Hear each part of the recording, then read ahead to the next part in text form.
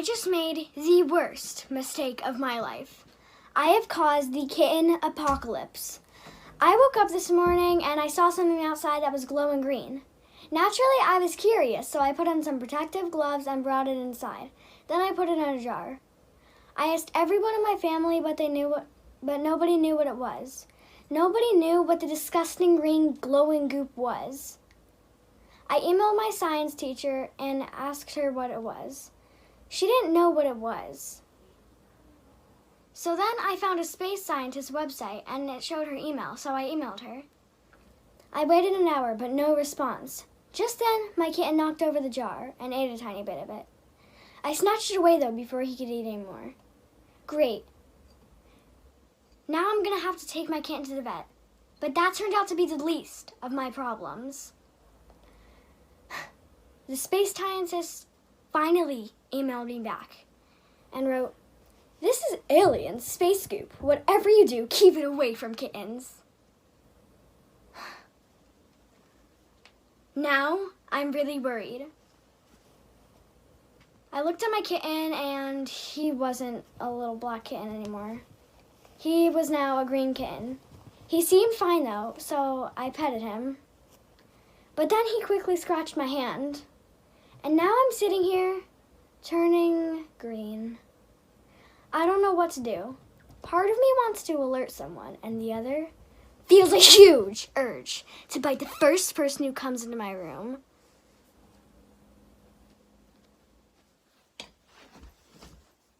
Hi, Mom. Hi, Dad.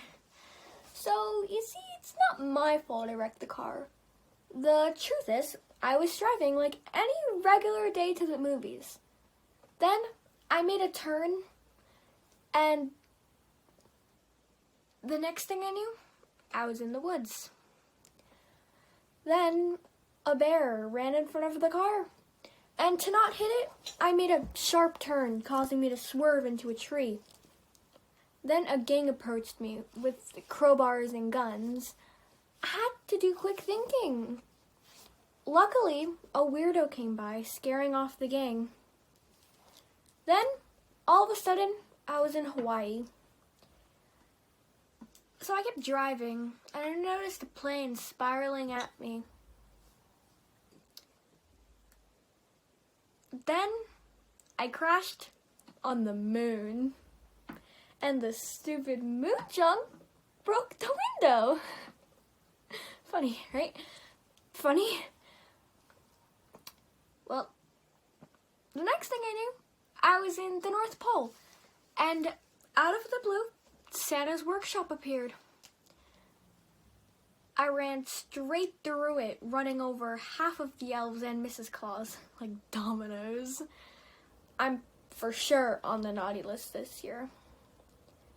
Next, I was on an iceberg. A polar bear came by and tried to bite my face off. It had its jaws around my face. Then, suddenly, I was in Assassin's Creed, the video game. How did that happen? I won't know. I'll never know. The guards saw me and tried to come after me. And I tried to drive, but the car was stuck in something that seemed to be pulling the car apart. Anyways, the next thing I knew, I was stuck in the year 1720, and Cinderella was dangerously standing in the middle of the road. I think when I hit her with the car, it suddenly spit me back into the present. So you are really lucky that I am with you right now. And all that's wrong is that there's just a few dings on the car. Hi, I'm Pitsy. You probably know me most as the tooth fairy that collects teeth under your nasty pillows. What most humans don't know is how difficult this job is. And newsflash, I'm not getting paid for this. I'm paying you for your rotten teeth. What kind of deal is that? Keep in mind, I'm about the same size as your teeth in the money I give you. So yeah, the process takes about 1 hour per kid. But here's my dilemma. I've run out of money to give you spoiled kids. I am broke. No mouse wants to buy your teeth from me. And I am getting old and tired. Some people even believe I used your teeth to build my house. That ain't true. That's my fat fairy sister Tinkerbell. Ah, Tinkerbell, what are you doing here? You heard me talking all about that? What's that falling out of your dress? That's where all the money's been. Well, girls and boys, you're going to have to live with your flying out teeth for a year. I'm going on vacation. Ooh, maybe I should go to Hawaii. How was my day? Well, imagine this. You're in the classroom and the one kid you absolutely detest walks up to you and asks to borrow your pencil. Of course, your first thought is, ew, no way am I loaning you my pencil, freak. Only something takes over your mouth and you hear yourself actually say, sure, you can't take it back. It's out there now and you have to give it to him, and so you do. At the end of class, you remember you loaned the troll your pencil.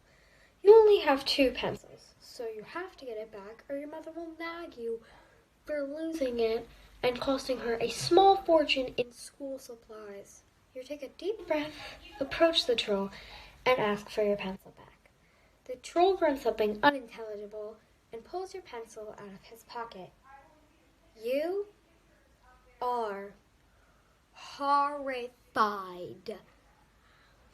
What used to be a brand new number 2 pencil has clearly been mauled by troll teeth.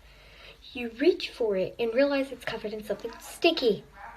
Troll spit. You want to scream, what is wrong with you? That was my pencil you ate, Jeffrey Dahmer. That's disgusting. Instead, you drop it back in his truly swollen hand and say, you can keep it. In your next class period, you slip a piece of chewing gum in your mouth. Unfortunately, the weird kid next to you saw you do it, and now he wants a piece. You tell him no and hope he gives up. He doesn't. In fact, he says that if you don't give him a piece, he's going to tell the teacher. You're already on thin ice in this class, so you give him a piece while also giving him the stink eye. This alerts the obnoxious kid sitting behind you saying, ew, I want a piece. You firmly mouth the word no over your shoulder and turn back around. Obnoxious boy pauses a moment and says, fine. I'll just tell everyone you eat your boogers. In frustration, you offer him one, hoping no one else is witnessing the exchange. They don't. However, what they do see is weird kid and obnoxious boy blowing gargantuan bubbles during class. Before you know it, everyone is asking where they can get a piece. Needless to say, you're officially out of gum, unless you count the piece stuck to the bottom of my shoe. So, now that that's done with, how was your day? Hi everyone, today I'm going to be acting out the skit, Performing is the Worst. Alright, let's get to it. Oh, why did I even sign up for this class? I didn't know we'd have to practice auditioning. It's not fair. Everyone's going to be looking at me, staring at me. If I do one thing wrong, they're going to notice and laugh at me. I'm going to be so embarrassed. The lights will be beaming in my eyes, and my hands will start shaking like crazy. I'll fidget and play with my hair. My throat will get really dry, and I'll stutter as if there's no tomorrow. Oh, I'm so nervous. What if I stink? What if I'm horrible? What if people start throwing things, or worse, tell everyone about my performance and how much I stunk? I'll be embarrassed everywhere I go. I'll have no escape. People are always going to remember me as the person who can't even perform in front of a crowd. I don't want to do this. Performing is the worst. I would use any excuse in the book that would get me out of performing. I know what you guys are all thinking. Just pretend to be sick. Unfortunately, I've tried that already, and they didn't buy it. Use a doctor's note. I've tried that one too, but as it turns out, I'm not very good at forging signatures. They didn't even buy the dead pet excuse. You know what? Maybe I can actually do this. I know all my lines. I've practiced for hours. All I've got to do is go up there and perform it the way I know I can, the way I've rehearsed it dozens of times in the mirror. And if I do that, I'll be fine. In fact, I'll be better than fine. I'll be amazing. And the point is just to have fun, right? I don't have to do the best. I just need to do the best I can. All right, I think I'm ready. I am ready. Hey, I can't do this. Thank you so much for watching, and I'll see you guys all soon. Bye. You'll never believe what a day I'm having. Just a few minutes ago, I was a normal, boring lizard, happily sunning on my rock, when all of a sudden, out of nowhere, this creepy-looking green freak picked me up and dropped me into a black pot filled with God knows what. I'm pretty sure it knocked me out of something, because everything turned kind of fuzzy. The next thing I knew, I was blinking awake. At first, all seemed normal, until I realized I was huge, not to mention I had wings and horns, claws and spines, and razor-sharp teeth, which is like, hello, unsafe. Now, after a while, I started to think I could get used to this new style. That might even be cool not to always have to run away, you know? When I sneezed, fire, everywhere. That freaky green lady started running and vowed to destroy me or whatever, which wasn't fair because, hello, you brought this on yourself, woman. If you had just left me on my rock, minded your own business, you'd probably still have your freaking house. Look, I've got to go. I suddenly have a strong urge to burn down an innocent village. Maybe I'll even chase down that mad woman on her dirty broom and eat her. A U. Sir, what does the U stand for? What? Ungradable? I worked my butt off doing this. And I have detentions? This is so unfair. You treat me so unfairly. How? Well, okay, here's an example. Every time Hannah writes a story, it's on this ridiculous topic such as why our noses run and why our feet smell by Hannah Quigley. But I write interesting stories, almost as good as Harry Potter if I say so myself. But you still give her the better mark. Exactly. And wait, did you just say I don't participate in class discussions? That is such a lie. Every single question you ask, I put my hand straight up in the air so I can answer. No one else does, just me. And what do? You call on anyone and everyone else except for me. What did I do? The pranks? What pranks? Oh, those pranks. But you gotta admit, those were pretty funny. You didn't like them? Sorry. Hey, do you know the time when I put a bucket of flour over your door and it tipped on you when you walked into class? That was stupid. Sorry. I don't even know why I did that. Wait.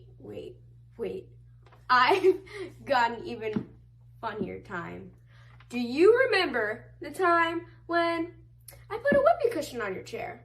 So you were about to sit down, but then you noticed it, so you picked it up. But then you were about to sit down again. But then your pants split. That must have been so embarrassing. I feel so bad. Come on, I've only pranked you 57 times. That's not that many. But seriously, you really just could have pranked me back instead of giving me a bad mark for no reason. What? This is a prank? This you is a prank? So you've basically just been ignoring me this whole time just to get me back? That is so immature. I can't believe you did that.